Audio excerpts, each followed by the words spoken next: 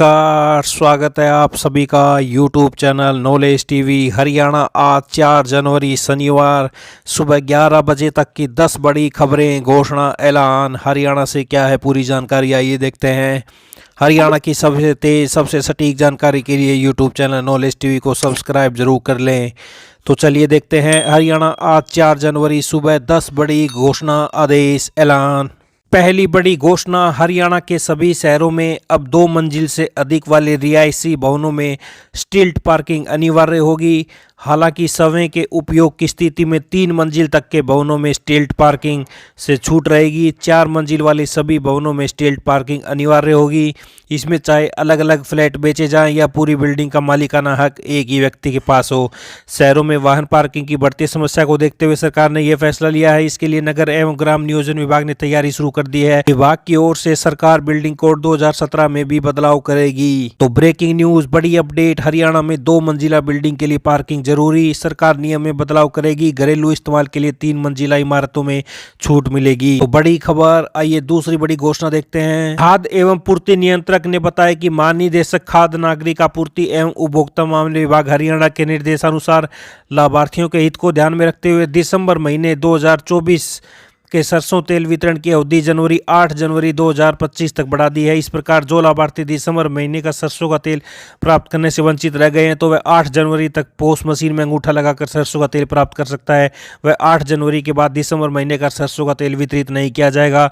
जानकारी देते हुए कहा कि यदि किसी भी लाभार्थी को राशन वितरण के संबंध में कोई शिकायत है तो वह संबंधित क्षेत्र के सहायक खाद्य एवं आपूर्ति अधिकारी, निरीक्षक, उप निरीक्षक खाद्य एवं पूर्ति अथवा जिला खाद्य एवं पूर्ति नियंत्रक अंबाला के कार्यालय में या मुख्यालय पर स्थित राज्य उपभोक्ता सहायता केंद्र के टोल फ्री नंबरों पर शिकायत दर्ज करवा सकता है। तो ये बड़ी अपडेट। आइए अगली बड़ी घोषणा देखते हैं। तो 35% सब्सिडी सूक्ष्म खाद्य प्रसंस्करण उद्यमों के विकास के लिए एक विशेष पहल। प्रधानमंत्री सूक्ष्म खाद्य उद्योग उन्नयन योजना PMFME अपने सूक्ष्म खाद्य प्रसंस्करण उद्यम की स्थापना करने या बढ़ाने के लिए 35% सब्सिडी प्राप्त करने के लिए आवेदन करें। PMFME योजना की पात्रता 18 वर्ष से ऊपर सभी भारतीय नागरिक, व्यक्तिगत, गैर सरकारी संगठन, सरकारी समिति, प्रोप्राइटरशिप फर्म, साझेदारी फर्म, SHG, FPO तथा एकल इकाई के तौर पर व्यक्तिगत SHG, FPO, private limited company आवेदन कर सकते हैं। अन्य योजनाओं के लाभार्थी भी इस योजना का लाभ ले सकते हैं। तो नए व मौजूदा निजी एवं समूह सूक्ष्म उद्यमों को सहायता ऋण पूंजी पर 35% कैपिटल सब्सिडी, अधिकतम 10 लाख रुपए तक। तो ये आप देख सकते हैं बड़ी योजना। इस योजना के अंतर्गत 1200 से अधिक इकाइयों को मंजूरी दी जा चुकी है। तो देख सकते हैं, अधिक जानकारी के लिए संपर्क करें। तो ये बड़ी योजना। आइए अगली बड़ी घोषणा देखते हैं। अब 10वीं पास युवाओं को भी रेलवे में नौकरी का मौका मिलेगा। बिना डिप्लोमा वाले 10वीं पास युवाओं को रेलवे में रोजगार के अवसर देने के लिए रेलवे बोर्ड ने लेवल 1 पदों पर भर्ती के लिए न्यूनतम शैक्षणिक योग्यता मानदंडों में छूट दे दी है। लेवल 1 को पहले ग्रुप डी कहा जाता था। बोर्ड ने हाल में इसका नाम लेवल 1 कर दिया है। नए मानदंडों के अनुसार अब 10वीं पास उम्मीदवार लेवल 1 की परीक्षा के लिए आवेदन कर सकेंगे। लेवल 1 नौकरी के उम्मीदवार के लिए ITI डिप्लोमा अब अनिवार्य नहीं होगा। इससे पहले तकनीकी विभागों के लिए आवेदन करने के लिए कक्षा 10वीं पास होने के साथ ही राष्ट्रीय व्यावसायिक प्रशिक्षण परिषद NCVT द्वारा दिया गया राष्ट्रीय शिक्षुता प्रमाण पत्र या ITI डिप्लोमा अनिवार्य था। बिना NAC या ITI डिप्लोमा वाले उम्मीदवार आवेदन नहीं कर सकते थे। अब भर्ती के मानकों को स्थिर करते हुए डिप्लोमा की अनिवार्यता खत्म कर दी है। अब 10वीं पास इन नौकरियों में आवेदन कर सकते हैं। रेलवे बोर्ड की ओर से सभी रेलवे जोनों को 2 जनवरी को भेजे गए लिखित संदेश में कहा गया कि इस मुद्दे की समीक्षा के बाद पहले के निर्देशों में बदलाव का निर्णय लिया गया है। तो ये बड़ी अपडेट सामने आ रही है। 10वीं पास को भी रेलवे ग्रुप डी में मिलेगी नौकरी। बड़ी अपडेट। आई अगली बड़ी घोषणा देखते हैं। हरियाणा सरकार ने स्कूल शिक्षकों के ऑनलाइन तबादलों की प्रक्रिया शुरू कर दी है।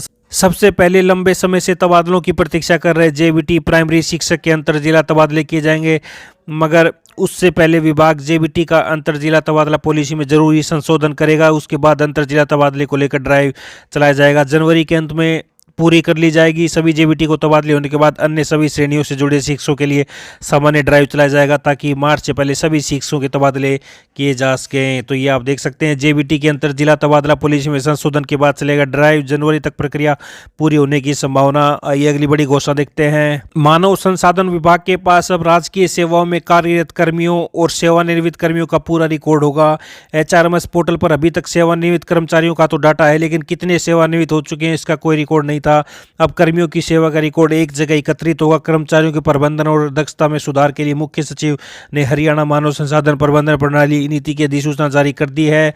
नई नीति में एचआरएमएस पोर्टल पर सेवानिवृत्त होने के बाद खाली पदों को भी दर्शाया जाएगा। इसके बाद पदों को भरने के लिए हरियाणा कर्मचारी चयन आयोग तथा हरियाणा लोक सेवा आयोग की भर्ती की सिफारिश की जाएगी। तो ये आप देख सकते हैं, एचआरएमएस पोर्टल पर सेवानिवृत्त कर्मचारियों का भी होगा रिकॉर्ड। पोर्टल पर रिक्त पदों को वो दर्शाया जाएगा, जिससे नई भर्तियों का रास्ता साफ होगा। तो ये बड़ी अपडेट आई। अगली बड़ी घोषणा देखते हैं। डीएसएसबी दिल्ली अधीनस्थ सेवा चयन बोर्ड ने राजधानी के सरकारी स्कूलों में पीजीटी पदों पर आवेदन करने की उम्र सीमा घटा दी है। अब 30 वर्ष तक के अभ्यर्थी सरकारी स्कूलों में पीजीटी के पदों पर आवेदन कर सकते हैं। पहले ये उम्र सीमा 36 वर्ष थी। डीएसएसबी के इस फैसले से हजारों अभ्यर्थियों की शिक्षक बनने का सपना टूट गया है। सबसे ज्यादा प्रतिकूल प्रभाव अतिथि शिक्षकों पर पड़ेगा, जो पहले से ही ओवर एज हैं। दिल्ली अधीनस्थ सेवा चयन बोर्ड ने उम्र की सीमा 36 वर्ष से घटाकर 30 वर्ष कर दी है। तो ये बड़ी अपडेट। आइए अगली बड़ी घोषणा देखते हैं। ईपीएफओ की कर्मचारी पेंशन योजना ईपीएस 1995 के तहत पेंशन धारक देश में किसी भी बैंक और किसी भी ब्रांच से अपनी पेंशन ले सकेंगे। ईपीएफओ ने अपने सभी क्षेत्रीय कार्यालयों में सेंट्रलाइज्ड पेंशन पेमेंट स्कीम को पूरी तरह लागू कर दिया है। तो ये आप देख सकते हैं, किसी भी बैंक ब्रांच से पेंशन ले सकेंगे ईपीएस पेंशन धारक। तो ये बड़ी अपडेट सभी के लिए। आइए अगली बड़ी घोषणा देखते हैं। हरियाणा में अस्थायी मान्यता प्राप्त स्कूलों के 20,000 बच्चे अब 10वीं और 12वीं की बोर्ड परीक्षा में शामिल हो सकेंगे। साथ ही संबद्धता शुल्क भरवाने व 10वीं 12वीं के बच्चों के नामांकन के लिए पोर्टल खोलने का निर्देश दिया है। इन स्कूलों को एफिलिएशन फार्म के साथ 70/2023-24 की प्रोविजनल एफिलिएशन व 31 मार्च 2007 से पहले की अस्थायी मान्यता या परमिशन लेटर की कॉपी भी देनी होगी। सरकार के फैसले से इन स्कूलों में पढ़ रहे करीब 1.5 लाख बच्चों के भविष्य पर लटक रही तलवार हट गई है। प्राइवेट स्कूल संघ के प्रदेश अध्यक्ष ने फैसले का स्वागत किया है। तो परीक्षा में बैठ सकेंगे अस्थायी मान्यता प्राप्त स्कूलों के 20,000 विद्यार्थी। तो ये बड़ी अपडेट। 31 मार्च 2007 से पहले से संचालित 1032 निजी स्कूलों को सरकार ने फिर दी सशर्त एक्सटेंशन। तो ये बड़ी अपडेट आई। अगली बड़ी घोषणा देखते हैं। उपायुक्त ने बताया कि रेवाड़ी जिले के गांव गोठड़ा स्थित सैनिक स्कूल में शैक्षणिक सत्र 2025-26 के लिए कक्षा 6वीं व 9वीं में दाखिले के लिए आवेदन आमंत्रित किए हैं। पात्र अभ्यर्थी स्कूल की वेबसाइट पर 13 जनवरी तक ऑनलाइन आवेदन कर सकते हैं। तो सैनिक स्कूल में कक्षा 6वीं व 9वीं के दाखिले के लिए ऑनलाइन आवेदन आमंत्रित 13 जनवरी तक कर सकते हैं। उन्होंने बताया कि अंतिम सीट संख्या, पास आउट और नामांकित विद्यार्थियों की स्थिति पर निर्भर करेगी। कक्षा 6वीं के लिए आयोजित होने वाली प्रवेश परीक्षा में गणित, सामान्य ज्ञान, भाषा और बुद्धिमत्ता जैसे विषयों पर आधारित 300 अंकों की परीक्षा तथा कक्षा 9वीं की परीक्षा में गणित, अंग्रेजी, विज्ञान, सामाजिक अध्ययन और बुद्धिमत्ता पर आधारित 400 अंक की परीक्षा होगी। इच्छुक विद्यार्थी आधिकारिक वेबसाइट पर जाकर प्रवेश परीक्षा की विस्तृत जानकारी प्राप्त कर सकते हैं। सैनिक स्कूल रेवाड़ी रक्षा मंत्रालय का एक प्रमुख संस्थान है जो मुख्य रूप से हरियाणा के लोगों को समर्पित है। इसमें 67% सीट हरियाणा के विद्यार्थियों के लिए तथा 33% सीट भारत के अन्य राज्यों के लिए है। इस स्कूल का प्राथमिक उद्देश्य कैडेट को हमारे देश के सशस्त्र बलों में अधिकारी के रूप में एक शानदार कैरियर के लिए तैयार करना है।